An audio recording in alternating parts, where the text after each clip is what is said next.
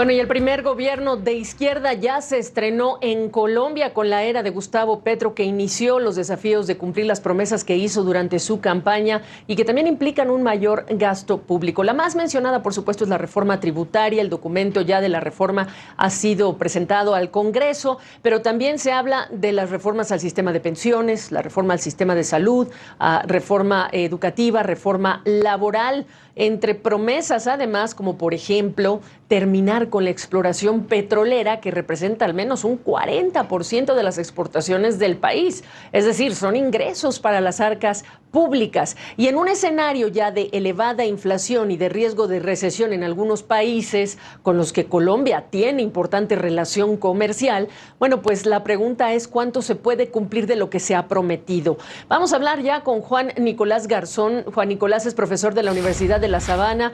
Gracias por estar esta tarde con nosotros. Evidentemente que la prueba de fuego llega con este documento de la reforma tributaria, pero tenemos a un presidente que ha hablado de un cambio a fondo en Colombia. La distancia entre lo que él quiere y lo que es posible. Háblame de ella.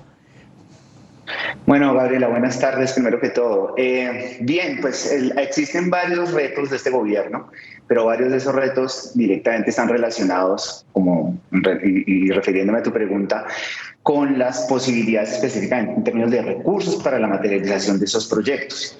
La reducción decidida de la pobreza, de las desigualdades, la posibilidad de construir un sistema tributario mucho más equitativo.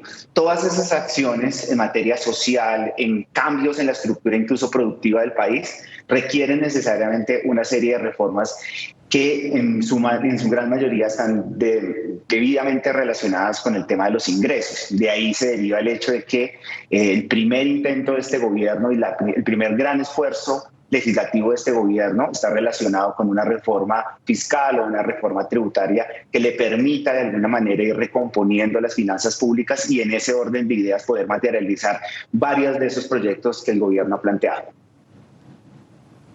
Ahora, la diferencia entre cómo la presentó el entonces presidente Iván Duque, que después trajo protestas, a cómo la está presentando, y bueno, la tuvo que echar para atrás, y cómo le está presentando este nuevo gobierno, por supuesto que es notable.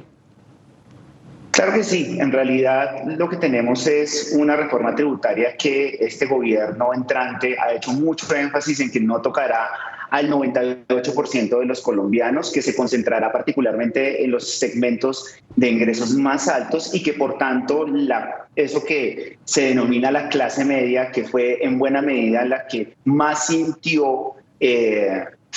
sintió vulnerada, ¿no? Y vulnerable en el contexto de la fallida reforma tributaria del gobierno Duque, pero que finalmente después salió en una versión ligera, pues en este caso, para el caso del gobierno Petro, pues parece no estar necesariamente tocada. Sin embargo, pues naturalmente en el caso de los tributos, alguien tendrá que pagarlos y en este caso, pues lo que en teoría el gobierno ha presentado es una reforma, como ya dije, muy concentrada en los niveles más altos del ingreso. Además, hay que decir que destacamos las alianzas que logró Gustavo Petro a días de asumir el poder y basándose o basándonos en este factor, en consideración de estas alianzas, ¿cuán sólidas las ves como para respaldar la visión de Gustavo Petro más allá de esta reforma fiscal o tributaria? Porque vienen más. Bueno, este es un punto muy importante. En realidad el gobierno llega con viento a favor, es decir, el gobierno tiene formadas unas alianzas políticas, unas coaliciones, hay unas mayorías bastante robustas en el interior del legislativo que de alguna manera que le permitirán progresivamente adelantar las reformas con relativa facilidad en un principio. Sin embargo, como sabemos, eso no es... los congresos y los legislativos no emiten cheques en blanco y eso no es infinito. En algún momento va a tener ese capital político que irse agotando y en esa medida el gobierno tiene que ir jugando con precisamente los recursos políticos que tiene para ir sacando progresivamente las reformas. Además, hay una gran expectativa nacional, hay un número de votantes que no es poco significativo. Este es el gobierno que más votos ha sacado en la historia política del país, y de alguna manera la ciudadanía está muy expectante y hay mucha, de alguna manera, apoyo popular alrededor de las transformaciones en la medida en que este gobierno se ha denominado como un gobierno de cambio y de transformación fundamental para el país.